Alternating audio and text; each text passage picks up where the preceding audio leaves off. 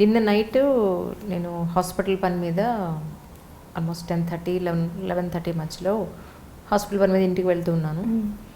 ఇంటికి వెళ్తున్నప్పుడు ఒక అమ్మాయి ఒక పర్టికులర్ రోడ్డు చాలా చీకటిగా ఉంది, కార్లో ఉన్నది జెంట్ అని అనుకుని కారు ఆపడానికి ట్రై చేస్తుంది అమ్మాయి.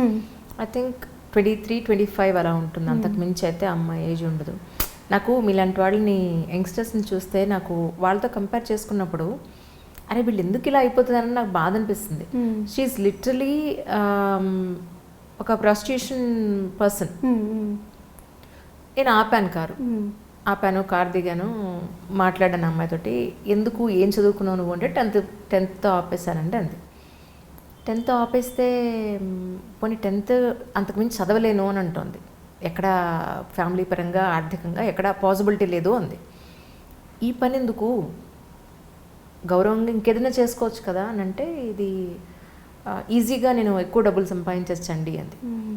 మీరు చాలా ఏమంటారు ఒక గౌరవప్రదమైన ఉద్యోగంలో ఉన్నారు మీరు ఆల్రెడీ, ఒక బాధ్యతాయుతమైన జాబ్ చేస్తూ వెల్ ఎడ్యుకేటెడ్, మీ ఫ్యామిలీ నుంచి కూడా వెల్ ఎడ్యుకేటెడ్ నుంచే మీరు వచ్చారు.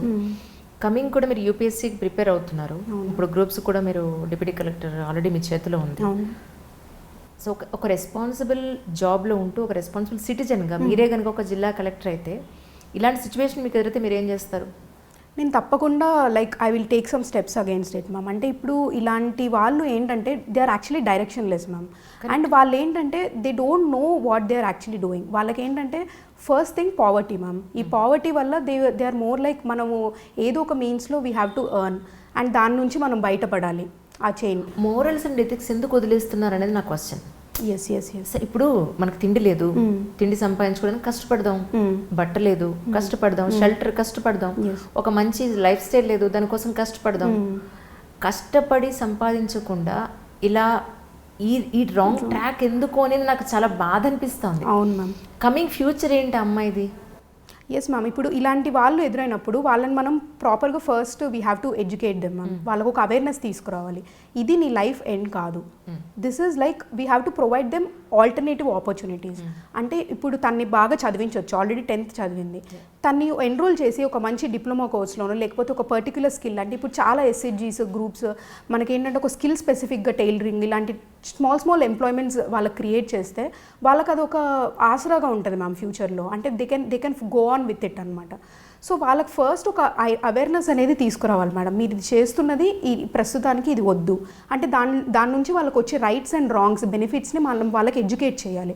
ఎందుకంటే మోస్ట్లీ వాళ్ళకి ఆ నాలెడ్జ్ లేకపోవడం వల్లే they are committing all such mistakes. So వాళ్ళని రైట్ డైరెక్షన్లో మనం చేయాలంటే వాళ్ళకి ఒక పర్టిక్యులర్ సబ్జెక్ట్ మీద దాన్ని మనం we have to educate them. వాళ్ళకు ఒక అవేర్నెస్ అనేది క్రియేట్ చేయించాలి. సో లేటర్ వాళ్ళని ఒక మెయిన్ స్ట్రీమ్లోకి తీసుకురావడానికి we can provide them some good skills and వాళ్ళని ఒక ఎంప్లాయ్మెంట్ దిశలో వాళ్ళని తీసుకెళ్తే they can use their potential in a right way. కానీ please think in that point of view. Definitely ma'am. మీరు ఎక్కడ వర్క్ చేసినా ఆ చుట్టుపక్కల ఒక్కసారి, ఎందుకంటే మనం ఎక్కడుంటే ఎక్కడ మన ఇల్లు ఒక్కటే కాదు, మన చుట్టుపక్కల వాళ్ళు ఏం చేస్తున్నారు, ఎలా ఉన్నారు, what is wrong with them అనేది కూడా పట్టించుకొని పరిస్థితుల్లో మనం ఉన్నాం రైట్ నౌ. సో కాస్త అంటే చాలా మంది అంటారు అవతల వాళ్ళ జీవితాలకు మనం ఏదో తొంగి చూడడం అని. సో ఇలాంటి పర్సన్సే అందరూ కలిపితేనే కదా ఒక సొసైటీ. సో ఇలాంటి సొసైటీలు కలిపితేనే కదా మన దేశం. సో ఎంతో కొంత ఇప్పుడు మనకేం అక్కర్లేదు వాళ్ళ నుంచి. Really if they are happy with their family or వాళ్ళు పర్ఫెక్ట్గా ఉన్నారు, ఏదో కష్టాలు ఫ్యామిలీ అనేక ప్రతి ఫ్యామిలీకి ఏదో కష్టం లేకుండా ఉండదు. బట్ కానీ రాంగ్ ట్రాక్ అనేది not good for the society అని అనిపిస్తుంటుంది. Even not even good for their family actually. That's really great. కానీ ఇలాంటి వాళ్ళ ద్వారా ఒక మాట చెప్పిస్తే కనీసం ఒక్కళ్ళైనా విని మారుతారేమో అని నా ఉద్దేశం, అంతకు మించి. Such a great journey. కానీ బట్ నాకు అనిపిస్తుంది ఏంటి అని అంటే పర్సనలీ మిమ్మల్ని చూసిన తర్వాత, మీతో మాట్లాడిన తర్వాత, మీ ఎనర్జీ చూసిన తర్వాత ఇది ఖచ్చితంగా ఇది గ్రూప్స్ తాగేది కదా, డెఫినెట్గా మీరు యూపీఎస్సీ సాధించిన కదా మళ్ళీ మీరు నాకు ఇంటర్వ్యూ ఇవ్వాలి. తప్పకుండా మ్యామ్, తప్పకుండా. Thank you so much. Thanks a lot.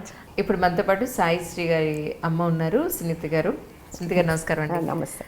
బంగారం లాంటి అమ్మాయిని కన్నారండి కదా, డైమండ్ అసలు నిజంగానే. అవును మ్యామ్. అమ్మాయి ఎడ్యుకేషన్ కానివ్వండి, ప్రజెంట్ తన చేతిలో రెండు ఉద్యోగాలు ఆల్రెడీ ఒకటి చేస్తూ ఉన్నారు, అవును ఇంకోటి స్టేట్ గవర్నమెంట్ జాబ్ ఉంది, యూపీఎస్సీ కూడా ప్రిపేర్ అవ్వడం చాలా సంతోషంగా. అవును మ్యామ్. కానీ మీ అప్పుడు పరిస్థితుల్లో అప్పటికి ఇప్పటి మీ అమ్మాయి పరిస్థితుల్లో ఎడ్యుకేషన్ పాయింట్ ఆఫ్ వ్యూలో అమ్మాయిల స్థితిగతుల్లో జీవితంలో స్థితిగతుల్లో వచ్చిన మార్పులు చాలా చూసుంటారు. ఎలా అనిపిస్తుందండి ఇప్పుడు మీ అమ్మాయిని చూస్తుంటే? చాలా ప్రౌడ్గా అనిపిస్తుందండి. Really I'm very blessed. ఇంకా అప్పటికి ఇప్పటికి తేడా ఏమిటంటే అప్పుడు సెల్స్ అవి లేవు కదండి. అండ్ తను ఏది చిన్నప్పటి నుంచి తను టాపరే. అవునండి. 2 years 3 monthsకే జాయిన్ చేశాను నేను బ్లూమింగ్ బర్డ్స్ అని నిజామాబాద్లో. ఓకే. అండ్ ఆమె ఇది అక్షరాభ్యాసం వచ్చేసి బాసరాలో జరిగింది. ఓకే. అక్కడ కూడా పంతులు షాక్ అయిపోయినాడు. యాక్చువల్లీ స్పష్టంగా చెప్తారు కదా, సాంస్క్రిట్ అవి ఉంటాయి కదా, ఆ శ్లోకం చెప్పాడు.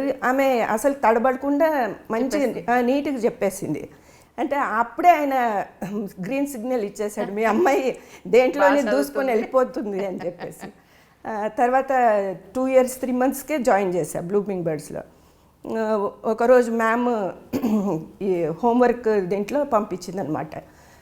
Please ma'am please don't write for her అంటే, ఎందుకు రాసిన కంప్లైంట్ అని చూస్తే అంటే అంత నీట్గా రాసింది. చిన్నప్పుడే మన లైన్స్ అవి ఉంటాయి కదా, అప్పటి నుంచే తను చాలా నీట్గా రాసింది. అంటే వాళ్ళు అనుకోలేదు నేను రాసి పంపించా హోంవర్క్ అనుకున్నారు. అదే సంగతి. చాలా నీట్గా రాసింది. ప్లస్ చిన్నప్పటి నుంచి తను ఎక్కడికన్నా పోనీ మాకు సర్ప్రైజ్ అండి. సర్ప్రైజ్ మాకు కొత్త కాదు, అది అలవాటు అయిపోయింది. Right right. అది మ్యామ్. ఇంకా అన్నిట్లో కూడా చాలా టాప్ తను. అన్నిట్లోన మార్క్స్ కానీ అది కానీ ఇప్పుడు టాపరే. కానీ అమ్మాయిని బయటికి చదువుకోవడానికో లేకపోతే ఉద్యోగానికో పంపించినప్పుడు నిజంగా ఒక ఆడపిల్ల తల్లిగా మీకు టెన్షన్ లేదా? ఎప్పుడు టెన్షన్ ఉన్నిందండి కొంచెం. కానీ అమ్మాయికి వాళ్ళ ఫాదర్ సపోర్ట్ నా సపోర్ట్ బాగానే ఉన్నింది. కానీ చాలా బోల్డ్ తను, ఏదన్నా ఉన్నని మంచిగా బోల్డ్గా అన్నీ మాట్లాడడం కానీ అది కానీ, దాంతో మాకు కొంచెం కాన్ఫిడెన్స్ ఉన్నింది. కరెక్ట్.